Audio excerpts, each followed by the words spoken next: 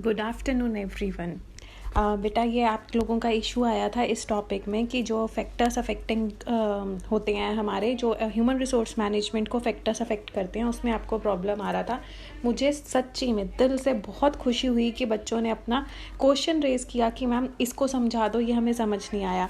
बेटा सब टीचर्स को अच्छा लगता है जब बच्चे उनसे पूछते हैं, एटलीस्ट हमें ये लगता है कि आप लोग पढ़ रहे हैं, आप लोग कुछ सुन रहे हैं। तो आपको जब रिवीजन कराई जा रही है तो उस रिवीजन को अच्छे से करो, उसमें जो भी डाउट हैं वो पूछो। टीचर्स हमेशा रेडी हैं आप लोगों की हेल्प करने के लिए, बट आप लोग ही एंथुजियाज्म नहीं दिखाते तो टीचर्स भी आपकी क्या हेल्प करेंगे बेटा इसके अंदर। सो प्लीज़ स्टार्ट स्टडिंग, अच्छे से अपने आप को प्रिपेयर करो, ठीक है। चलो अब चलते हैं इस टॉपिक के ऊपर जिसका नाम है factors affecting human resource management. बेटा ह्यूमन रिसोर्स मैनेजमेंट आप लोगों को क्लियर है कि क्या होता है human resource management? That we are managing our human resource employees of the organisation, ठीक है। अब इसमें वो कह रहा है 2 फैक्टर्स होते हैं जो इन्फ्लुएंस करते हैं जब हम अपने ह्यूमन रिसोर्स को जब हम मैनेज कर रहे हैं। There are 2 factors which are influencing it. First is environmental factors and second is organisational factors. दोनों फैक्टर्स को एक एक करके पढ़ेंगे। बहुत ईजी है, जो मैंने आपको अंडरलाइन कराया हम उस पर फोकस करेंगे और आपको ये पॉइंट्स क्लियर होते जाएंगे। फिर भी नहीं क्लियर होता तो फिर से आप डाउट पूछना, मैम हैं आपके डाउट क्लियर करने के लिए।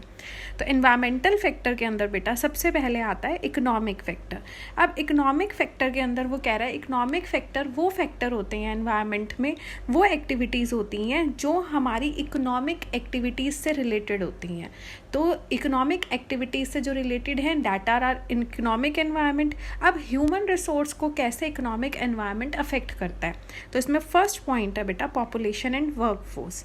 पॉपुलेशन एंड वर्कफोर्स का क्या मतलब है कि हमारी कंट्री में कितनी पॉपुलेशन है और उस पॉपुलेशन में कितने लोग हैं जो वर्क फोर्स का पार्ट बन सकते हैं। दैट मीन्स कितने लोग हैं जो एम्प्लॉयड हो सकते हैं। पॉपुलेशन होने का मतलब ये नहीं है larger the population larger the number of employees are available, तो हम किसी भी टाइम चाहें तो लोगों को रिक्रूट कर सकते हैं। नहीं, ऐसा नहीं है।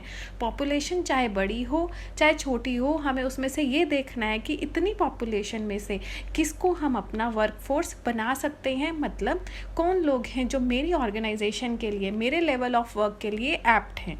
तो ये एक इकोनॉमिक एनवायरनमेंट का फैक्टर है जो इन्फ्लुएंस करता है एचआरएम को कि कितना number of work force is available who can do work according to my requirements. Clear. Second इसके अंदर आता है बेटा वर्कफोर्स मार्केट कंडीशन।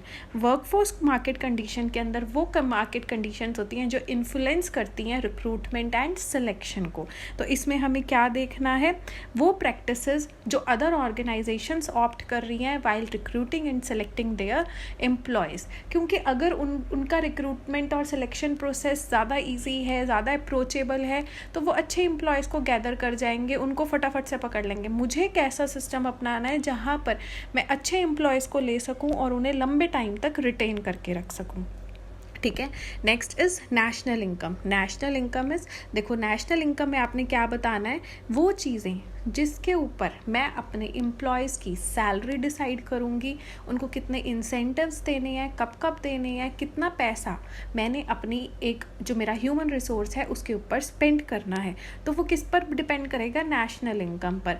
जितना हमारा नेशनल इनकम अच्छा है, अगर my organisation is earning good profit and contributing to the national income, then the wages and salaries will be good. तो ये एक फैक्टर है जो अफेक्ट करता है मेरी ह्यूमन रिसोर्स मैनेजमेंट को। Next is inflation. वो कह रहा है इन्फ्लेशन, महंगाई भी एक बहुत इम्पॉर्टेंट फैक्टर है जो एक कंट्री में कितना पेमेंट हमें करना है एम्प्लॉयज़ को, उसको अफेक्ट करता है। जैसे आप लेबर लेने जाते हो तो पहले 150 रुपये की आपको दिहाड़ी वाली लेबर मिल जाती थी, अब वो लेबर मेरे ख्याल से 300-350 का हो गया कि अब कौन ऐसे काम करेगा। क्यों? क्योंकि इन्फ्लेशन, महंगाई इतनी बढ़ गई है कि you have to pay them इतना अमाउंट कि वो लोग अपना बेसिक खर्चा निकाल सकें।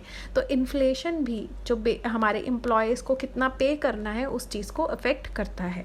तो ये थे हमारे इकोनॉमिक एनवायरनमेंट। इकोनॉमिक एनवायरनमेंट में हमने 3 पॉइंट पढ़े बेटा, 4 पॉइंट पढ़े कि इकोनॉमिक एनवायरनमेंट में क्या क्या चीज़ें अफेक्ट करती हैं, उस कंट्री का population and workforce market conditions क्या चल रही हैं, मतलब हमें क्या रिक्रूट और सेलेक्ट करने का टेक्निक यूज़ करना है, नेशनल इनकम कितना है कंट्री में कितना पैसा है, पैसा होगा कंट्री के पास तभी तो वो अपने एम्प्लॉयज़ को और को पे कर पाएंगे। एंड इन्फ्लेशन, महंगाई रेट भी कितना आप पे कर सकते हो, कितने एम्प्लॉयज़ को रख सकते हो, ये सब चीज़ें अफेक्ट करती हैं एम्प्लॉयमेंट को, एम्प्लॉयज़ को। नेक्स्ट आता है अब legal environment. Legal environment is कि लीगल एनवायरनमेंट कैसा है। अगर अच्छा आपने रूल्स एंड रेगुलेशंस बनाए हुए हैं तो वो ह्यूमन रिसोर्स को बूस्ट अप करेगा। तो कैसे आपके रूल्स होने चाहिए, कैसा क्या अफेक्ट करता है। फर्स्ट इज़ कि आप डिस्क्रिमिनेट नहीं करोगे जब आप एम्प्लॉय करोगे लोगों को। डिस्क्रिमिनेशन इन द सेंस उनके जेंडर के बेसिस पर डिस्क्रिमिनेट नहीं करोगे, कास्ट के बेसिस पर, रिलीजन के बेसिस पर कोई डिस्क्रिमिनेशन नहीं होना चाहिए। जो भी एम्प्लॉयज़ आप रखोगे on the basis of their qualification.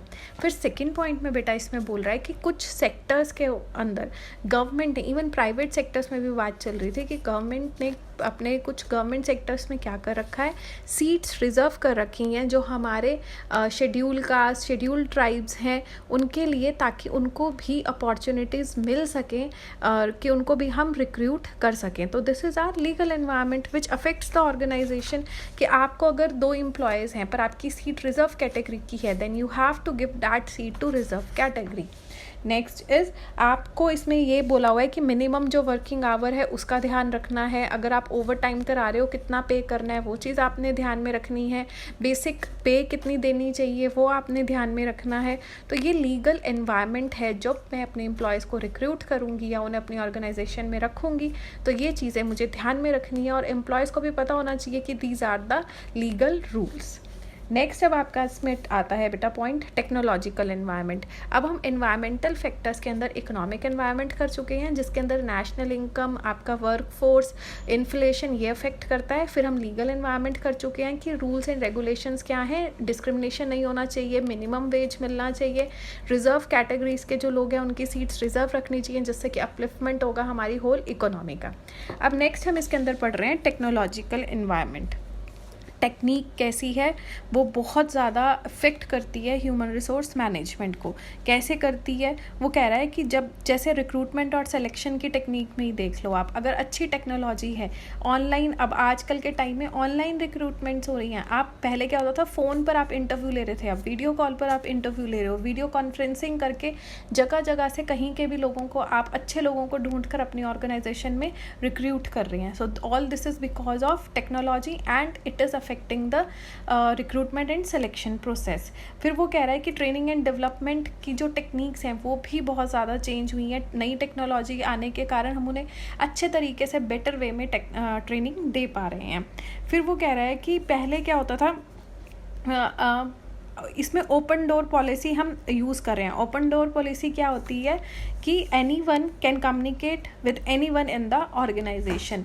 Mean कोई भी किसी से भी ऑर्गेनाइजेशन के अंदर कम्युनिकेट कर सकता है। कैसे कम्युनिकेट कर सकता है, अब आप मेल डालते हो, मेल में आप सीसी कर देते हो तो जो वो मेल है वो आपके बॉस के पास भी सर्कुलेट हो जाता है और आपके जो हेड ऑफ़ द डिपार्टमेंट्स हैं, आपके मैनेजर्स हैं, सीईओ हैं, उनके पास भी आपने डालना है तो डाल सकते हो। So this is the technique. Open door policy आ चुकी है जिसके अंदर ये सब चीज़ें पॉसिबल हो सकती हैं। लास्ट इसके अंदर पॉइंट आता है बेटा socio cultural environment. Socio cultural environment is, socio cultural environment consist करता है attitude, beliefs, expectations and customs of the society. तो इसके अंदर उस जॉब के बारे में आप क्या सोचते हो, आपकी ऑर्गेनाइजेशन के अंदर डिफरेंट रिलीजन के एम्प्लॉयज़ हैं उनके साथ काम करने के बारे में आप क्या सोचते हो। वर्क फोर्स मोबिलिटी मीन्स कि वर्क फोर्स कितने टाइम तक उस ऑर्गेनाइजेशन में रुकी रह सकती है या मोबिलाइज है कि आप कितनी जल्दी जल्दी रिक्रूटमेंट करते हैं। So these are the factors जो सोशली अफेक्ट करते हैं एम्प्लॉयज़ को। अच्छा, तो फॉर एन एग्जांपल मैं बोलती हूँ साई एक्सपोर्ट में है, फरीदाबाद की, तो मानी हुई एक्सपोर्ट कंपनी है। अच्छा, तो सोसाइटी में इसका इमेज अच्छा माना गया है इसलिए आपको भी वहाँ पे काम करना अच्छा लग रहा है। या आप आते हैं LG कंपनी से आप ट्रांसफ़र होकर आते हैं तो सब आपको उस ऑर्गेनाइजेशन में कहेंगे अच्छा तू LG और कंपनी से आया है। तो यहाँ पर उस जो ब्रांड था जिसके साथ आपने काम किया उसने इम्पैक्ट डाला आपके रिक्रूटमेंट में। So these are the factors, environmental factors which affect human resource management. ठीक है बेटा, अब हम आते हैं इसके ऑर्गेनाइजेशनल फैक्टर पर कि ऑर्गेनाइजेशन के कौन से फैक्टर्स हैं जो अफेक्ट करते हैं ह्यूमन रिसोर्स मैनेजमेंट को। फर्स्ट है स्ट्रैटेजी ऑफ द ऑर्गेनाइजेशन, मतलब ऑर्गेनाइजेशन में रिक्रूटमेंट की क्या स्ट्रैटेजी है, ट्रेनिंग की क्या स्ट्रैटेजी है, वो किस तरीके से ह्यूमन रिसोर्स मैनेजमेंट को यूज़ करता है अपनी ऑर्गेनाइजेशन में, उसको किस तरीके से लिया जाता है, कितनी इंपॉर्टेंस दी जाती है, ये इफ़ेक्ट करता है आपके एम्प्लॉयज़ के ऊपर। ऑर्गेनाइजेशनल कल्चर, कल्चर कैसा है ऑर्गेनाइजेशन का, क्या यहाँ पर स्ट्रॉन्ग कल्चर को यूज़ किया जाता है कि आपने टाइमली आना है, टाइमली जाना है। एक एम्प्लॉय दूसरे एम्प्लॉय को अगर हैरेस कर रहा है तो उसके अगेंस्ट फटाफट एक्शन लिया जाता है। So what is the culture of the organisation, it also affects human resource management. Last is organisations financial position. Obviously financial position कैसा है ऑर्गेनाइजेशन का, ऑब्वियस है ये अफेक्ट करेगा एम्प्लॉयज़ ऑफ द ऑर्गेनाइजेशन को। अगर उनका फाइनेंशियल पोजीशन अच्छा है, स्ट्रॉन्ग है, तो एम्प्लॉयज़ जो है उनको एक वो रहेगा, भरोसा रहेगा दैट दे कैन गेट अच्छी सैलरीज, अच्छे इंसेंटिव्स एंड अच्छे पर्क्स। अगर फाइनेंशियल पोजीशन अच्छा नहीं है, सैलरीज टाइम पर नहीं आएंगे, अच्छे इंसेंटिव्स नहीं मिलेंगे, उनको ग्रोथ का उतना चांस नहीं मिलेगा। ठीक है, आई होप बेटा आपको अब ये टॉपिक क्लियर होगा, जिसके अंदर हमने पढ़ा है एनवायरमेंटल फैक्टर्स 4 तरीके के होते हैं, economic, then your legal, then your technological and last is socio cultural environment. फिर हमने पढ़े इसके अंदर ऑर्गेनाइजेशनल फैक्टर्स कौन से होते हैं, स्ट्रैटेजी क्या है ऑर्गेनाइजेशन की, कल्चरल एनवायरनमेंट कैसा है एंड ऑर्गेनाइजेशन की फाइनेंशियल पोजीशन क्या है। So these are the factors which influence human resource management. अगर अभी भी बेटा कोई डाउट है तो आप कमेंट बॉक्स में मेरे से पूछ सकते हैं, और वीडियो कैसा लगा, आपको समझ आया या नहीं आया, वो भी आप मुझे बता सकते हैं। Thank you so much and take care बेटा।